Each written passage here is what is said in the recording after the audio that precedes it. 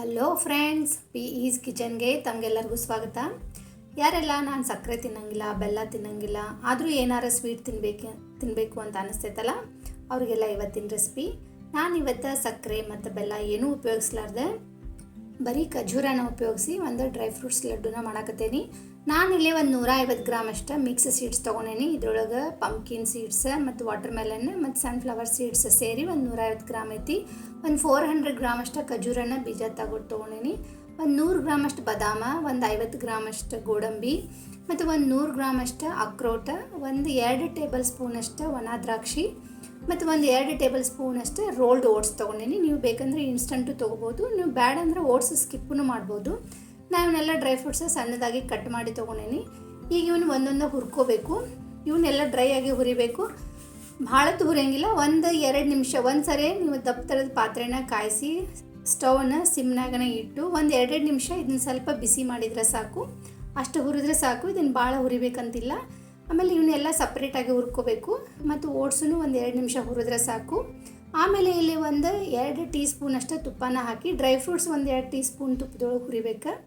ಎಲ್ಲ dry fruits ಒಂದೇ ಸರಿ ಮಿಕ್ಸ್ ಮಾಡಿ ಹುರಿಬೇಕು. ಒಣ ದ್ರಾಕ್ಷಿ ಸಪ್ರೇಟಾಗಿ ಹುರ್ಕೊಂಡ್ರೆ ಸಾಕು. ಇದನ್ನು ಅಷ್ಟೇ ಭಾಳ ಹುರಿಯಂಗಿಲ್ಲ, 2-3 ನಿಮಿಷ ಹುರಿದ್ರೆ ಸಾಕು. ಆಮೇಲೆ ಇದಕ್ಕೆ ನಾವು ಒಂದು ಅರ್ಧ ಟೀ ಸ್ಪೂನ್ ಅಷ್ಟು ತುಪ್ಪ ಹಾಕ್ಕೊಂಡು ಒಣ ದ್ರಾಕ್ಷಿನ ಇದನ್ನು 2-3 ನಿಮಿಷ ಸ್ವಲ್ಪ ಇದು ಕಲರ್ ಚೇಂಜ್ ಆಗಕತ್ತಂದ್ರೆ ತೆಗೆದು ಬಿಡ್ಬೇಕು.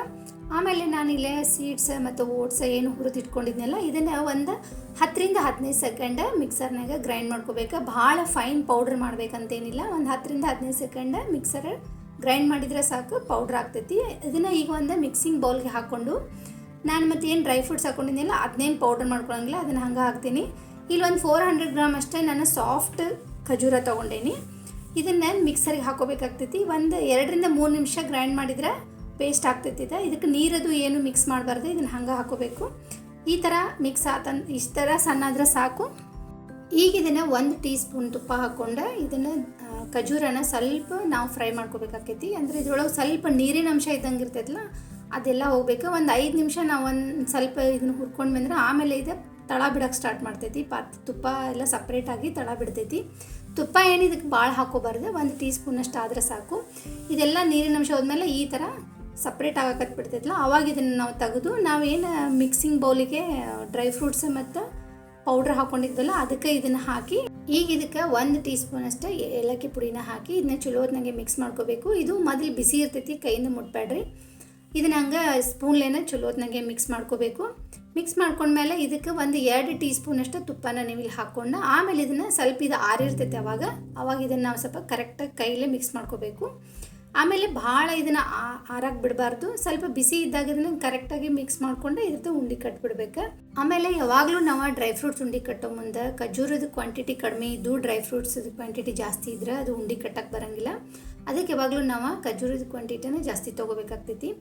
ಈ ರೀತಿ ನಾವು ಕರೆಕ್ಟಾಗಿ ಮಿಕ್ಸ್ ಮಾಡ್ಕೊಂಡ್ಮೇಲೆ ಕೈಗೆ ಒಂದು ಸ್ವಲ್ಪ ತುಪ್ಪನ ಸವರ್ಕೊಂಡು ನಮಗೆ ಯಾವ ಸೈಜಿನ ಬೇಕೋ ಆ ಸೈಜಿನ ಉಂಡಿನ ನಾವು ಕಟ್ಕೋಬೋದು. ನೋಡಿರಿ, ಭಾಳ ಈಸಿಯಾಗಿ ಕಟ್ಬೋದು. ಇಷ್ಟು ಕ್ವಾಂಟಿಟಿ ಇದೆ, ನಾವು 10-15 ನಿಮಿಷದೊಳಗೆ ಉಂಡೆ ಕಟ್ಟೇನಿ ಅಂತ ಹೇಳ್ಬೋದು.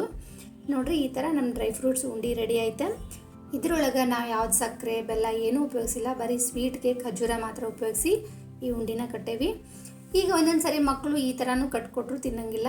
ಈಗ ಇದನ್ನು ಮಕ್ಕಳು ಇಷ್ಟಪಟ್ಟು ತಿನ್ಬೇಕಪ್ಪ, ಅದಕ್ಕೆ ಹೆಂಗೆ ಮಾಡೋದು ಅಂತಂದರೆ ನಾನಿಲ್ಲೇ 200 ಗ್ರಾಮ್ ಅಷ್ಟು ಡಾರ್ಕ್ ಚಾಕ್ಲೇಟ್ ತೊಗೊಂಡೇನಿ. ಇದೆಲ್ಲ ಆನ್ಲೈನಾಗೂ ಸಿಗ್ತೈತಿ ಮತ್ತು ಎಲ್ಲ ಕಡೆ ಸೂಪರ್ ಮಾರ್ಕೆಟ್ನಾಗೂ ಸಿಗ್ತೈತಿ. ನಾವು 200 ಗ್ರಾಮ್ ಅಷ್ಟು ಡಾರ್ಕ್ ಚಾಕ್ಲೇಟನ್ನು ಕಟ್ ಮಾಡಿ ಒಂದು ಗ್ಲಾಸಿನ ಬೌಲ್ಗೆ ಹಾಕಿ ಇಲ್ಲೇ ನಾನು ಒಂದು ಸ್ಟವ್ ಮೇಲೆ ಒಂದು ಸ್ವಲ್ಪ ನೀರು ಕುದಿಯೋಕೆ ಇಟ್ಕೊಂಡೇನಿ.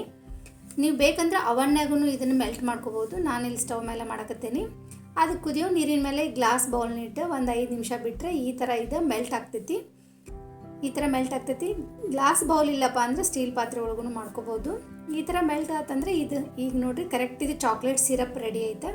ಇದನ್ನು ಪೂರ್ತಿ ತಣ್ಣಗಾಗಕ್ಕೆ ಬಿಡಬೇಕು.